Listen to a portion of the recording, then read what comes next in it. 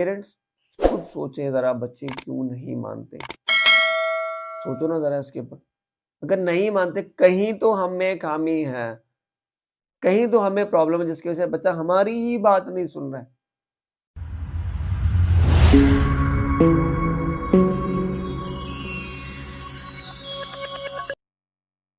अस्सलाम वालेकुम brothers and sisters. बच्चे अपने माँ-बाप की बात क्यों नहीं मानते हैं? ये बहुत बड़ा इशू आजकल हम देखें हमारी सोसाइटी में बहुत ज़्यादा इश्यूज़ चलते हैं। जैसे माँ-बाप कंप्लेंट्स करते हैं या टीचर्स को, स्कूल वालों को या अपने रिलेटिव्स को कि हमारे बच्चे हमारी बात ही नहीं मानते, अब हम क्या करें? अब इसके पीछे सबसे पहली बात है कि पेरेंट्स को ये जानना ज़रूरी है कि बात क्यों नहीं मानते, प्रॉब्लम कहाँ है? अगर हम बीमारी का कॉज़ ही नहीं ढूँढे तो हम उसका सॉल्यूशन नहीं ले सकते। एग्ज़ाम्पल के तौर पे अगर आप डॉक्टर को चेक करवाते हो, अगर आपको स्टमक में प्रॉब्लम है, आपको हेड में कोई हेडेक हो रही है, कोई भी आपको प्रॉब्लम हो रही है, तो डॉक्टर ऐसी दवाई नहीं देता, वो आपको चेक करता है, वो आपको आपके कुछ टेस्ट करवाता है। टेस्ट जब होते हैं उसके बाद एनालाइज़ करके वो आपको उसी तरीके की दवाई देता है। सेम अगर आज की बात करें तो आजकल अगर बच्चे नहीं मानते हैं तो उसके पीछे भी कुछ रीज़न्स है, कुछ चीज़ें हैं जिसकी वजह से बच्चे जो है बात नहीं मानते हैं। अगर पहली बात करूँ उसके पीछे क्या वजह है बच्चे माँ-बाप की बात क्यों नहीं मानते? पहला है लैक ऑफ कम्युनिकेशन। यानी कि आजकल के टाइम में देखें तो माँ-बाप और बच्चों के बीच में कम्युनिकेशन इतनी ज़्यादा नहीं होती है। जब बच्चा छोटा होता है, तब तो अच्छी खासी कम्युनिकेशन होती है, बट यूँ ही जब बच्चा बड़ा होते जाता है, ये जो कम्युनिकेशन है कम्युनिकेशन कम होती जाती है और उसकी वजह से क्या होता है कि बच्चे जो हैं अपने माँ-बाप की बात मानना कम कर देते हैं, जिसमें आप देखोगे मिसअंडरस्टैंडिंग शुरू हो जाती है, कॉन्फ्लिक्ट स्टार्ट हो जाते हैं। तो चाहिए कि माँ-बाप को कि वो एटलीस्ट बच्चों के साथ कम्युनिकेट करें या जो बच्चा ख़ास करके 10 टू 18 के बीच में है, उनके साथ कम्युनिकेशन मोस्ट इम्पोर्टेंट है। क्योंकि तभी जाके बच्चों को भी अपनापन महसूस होता है जिसकी वजह से बच्चा आपकी बात ज़रूर मानेगा। सेकंड अगर आप देखिए मोस्ट पॉइंट जो है वो है बिज़ी लाइफ़स्टाइल। आजकल हम देखें चाहे मम्मी हो या पापा हो, दोनों आजकल काम करते हैं, जॉब करते हैं। जिसकी वजह से उनके पास बहुत कम टाइम होने की वजह से क्या हो रहा है कि वो बच्चों के साथ टाइम नहीं स्पेंड कर पा रहे हैं और टाइम ना स्पेंड करना ये भी एक बहुत बड़ी प्रॉब्लम है जिसकी वजह से बच्चे जो हैं वो अलग ही माहौल में रहना पसंद करते हैं। वो ये चीज़ नहीं करते कि अगर उनको कोई प्रेशराइज़ करे या उनको कोई परेशान करे तो वो कभी भी वो बर्दाश्त नहीं करते हैं। फिर जब बच्चों के साथ टाइम स्पेंड नहीं करेंगे तो उससे क्या होगा कि मिसअंडरस्टैंडिंग प्रोड्यूस होगी, लैक ऑफ ट्रस्ट उतना ज़्यादा नहीं होगा, बॉन्डिंग उतनी अच्छी पेरेंट्स और बच्चों के बीच में नहीं होगी। पेरेंटिंग स्टाइल ये आप याद रखें, with the passage of time हमें चेंज होना पड़ेगा। वी एज़ एन पेरेंट्स हमें अपने आप को बदलना पड़ेगा। क्यों? क्योंकि टेक्नोलॉजी चेंज आई है, हर चीज़ में बदलाव आया है, तो हमें भी अपने पेरेंटिंग टेक्नीक को बदलना चाहिए, पेरेंटिंग स्टाइल को हम जितना सिंपल रखें उतना अच्छा। पहले वो दौर था वो बहुत अलग था जहाँ पे बच्चों को डाँट-डपट के या कुछ भी थोड़ा-सा डरा के, धमका के धमका के हम उनको एक अच्छे अच्छे सिस्टम में ला सकते थे। लेकिन आजकल का दौर जो है वो बहुत ही कॉम्प्लिकेटेड है, बहुत अलग है। यहाँ पे हर चीज़ चेंज आ रही है, हर चीज़ में चेंजिंग्स आ रही है। तो जो ह्यूमन बिहेवियर में भी काफ़ी ज़्यादा चेंज है एज़ कंपैरिज़न तो पहले देखें तो बहुत ज़्यादा चेंज है। तो यहाँ पे पेरेंटिंग स्टाइल भी मोस्ट इम्पोर्टेंट है। आप याद रखें अगर आप पेरेंटिंग वो ओल्ड टेक्निक्स आप ऐड करेंगे तो आप याद रखें आप बच्चों को और खुद को दोनों को खतरे में डाल रहे हैं। पेरेंटिंग स्टाइल में क्या बदलाव लाया जा सके? अगर आप चाहते हैं मैं इसके ऊपर एक अलग वीडियो बनाऊँ, तो मैं ज़रूर इस टॉपिक पे अलग वीडियो बनाऊँगा। अगर आप चैनल पर पहली बार हैं तो मेरे चैनल को सब्सक्राइब ज़रूर करें और बेल आइकन का बटन भी दबाएँ ताकि मेरे चैनल की नोटिफ़िकेशन आप तक पहुँचती रहे। तो आइए आगे वीडियो की बात करते हैं। उसके बाद अगर हम देखिए मोस्ट इम्पोर्टेंट जो influence of media and peer pressure ये बहुत इंपॉर्टेंट देखिए आज हमारे बच्चे जो हैं जो सोशल मीडिया पर वो देखते हैं या कार्टून्स देखते हैं। आप देखें एग्जांपल के तौर पे बच्चा छोटा भी कार्टून देखता है तो वो वही एक्टिविटीज वो बाहर जाके वो करता है।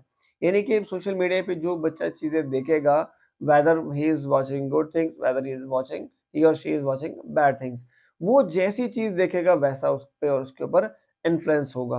पहला दूसरी बात अगर हम देखें जो जो जो उनका फ्रेंड्स है, जो फ्रेंड सर्कल है, जो फिर वहाँ पे जैसी उसको संगति मिलेगी, उसका असर भी उसके ऊपर ज़रूर पड़ेगा और उससे क्या होगा कि बच्चा जो है, वो अपने पेरेंट्स की बात नहीं हो सकता है ऐसे बच्चे के साथ उसका उठना-बैठना शुरू हो जाए, जो बहुत ही बदमाश टाइप है या जो अपने घरवालों की बात नहीं मानता है या जो बहुत ही इल वियर्ड है, हो सकता है उसकी संगति में रह के वो वैसी चीज़ें सीखेगा, तो वो फिर वही चीज़ वो करेगा। अब याद रखें मोस्ट इम्पोर्टेंटली कि हमें यहाँ पे समझना बहुत इम्पोर्टेंट है। We as an parents we need to understand so where are the problems, we need to identify those problems. अगर हम उन प्रॉब्लम्स को आइडेंटिफाई कर पाएँ, तभी हम एक सॉल्यूशन निकाल सकते हैं। देखिए याद रखें, जैसे डॉक्टर जो है पेशेंट का इलाज पहले क्या करता है, पहले उसका पूरा एनालिसिस, पूरा चेक, पूरा रिपोर्ट्स आती है, उसके बाद वो दवाई देता है। ऐसे दवाई नहीं देगा कि उसको ऐसे दवाई नहीं देता कभी भी जब तक वो रिपोर्ट्स चेक नहीं करता। इसी तरीके से वी एज़ एन पेरेंट्स हमें बहुत ही सिंपल वे में रहना चाहिए बच्चों के साथ, उनके साथ उनके साथ उनके फ्रेंड्स बनना चाहिए। माँ-बाप जिस बच्चे के बेस्ट फ्रेंड्स है ना, उसका कोई और बेस्ट फ्रेंड नहीं बनता है। नेक्स्ट हो that is the most important, generation gap. ये एक कॉमन इश्यू आता है हमारी सोसाइटीज़ में। जनरेशन गैप एक बहुत बड़ा मुद्दा भी है, जहाँ पे जो पेरेंट्स हैं उनकी एक अपनी एक थिंकिंग है। उनकी थिंकिंग गलत नहीं है, बट वो अपनी ही एक पुरानी सोच पे लेके चल रहे हैं, जो आजकल के टाइम में वो चीज़ आप देखोगे, वो कहीं फिट बैठती भी और कहीं फिट नहीं भी बैठती है। तो यहाँ पे चाहिए इस जनरेशन गैप को पेरेंट्स को ख़त्म करना पड़ेगा, उस जनरेशन को भी समझना पड़ेगा। जब आप उनमें रिस्पॉन्सिबिलिटीज़, उनमें आप नई-नई चीज़ें, उनमें आप उनको आप क्या करोगे, एप्रिशिएट करोगे, तो देन जाके आपको से सब आपका बच्चा जो है वो बहुत अच्छा बन सकता है, उसके मैनर्स डेवलप हो सकते हैं, उसकी अच्छी क्वालिटीज़ डेवलप हो सकती हैं। ऐसा नहीं है कि बच्चा खुद ही वो डेवलप हो जाएगा, खुद ही उसमें वो सारी चीज़ें नहीं आएँगी। भई आजकल के टाइम में इन बच्चों में वो चीज़ें डालनी पड़ेंगी।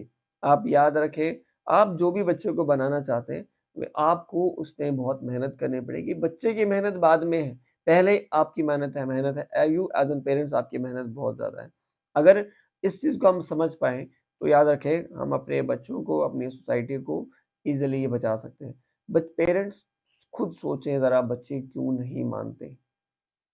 सोचो ना ज़रा इसके ऊपर। अगर नहीं मानते, कहीं तो हम में खामी है, कहीं तो हमें प्रॉब्लम है जिसकी वज़ह से बच्चा हमारी ही बात नहीं सुन रहा है।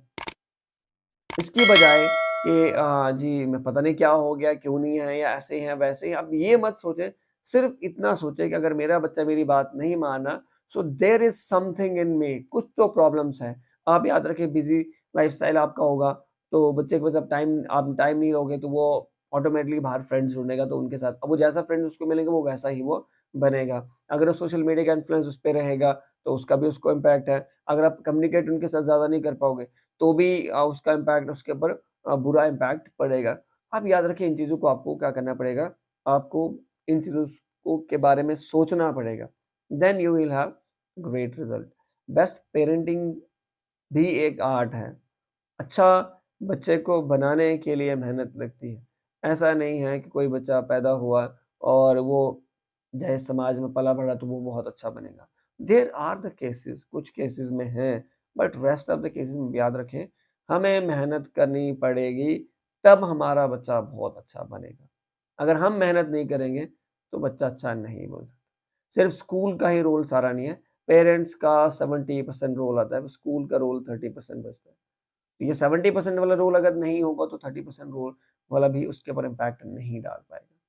तो अगर आपको ये वीडियो अच्छी लगी आप इसको लाइक, शेयर, कमेंट और शेयर ज़रूर करें।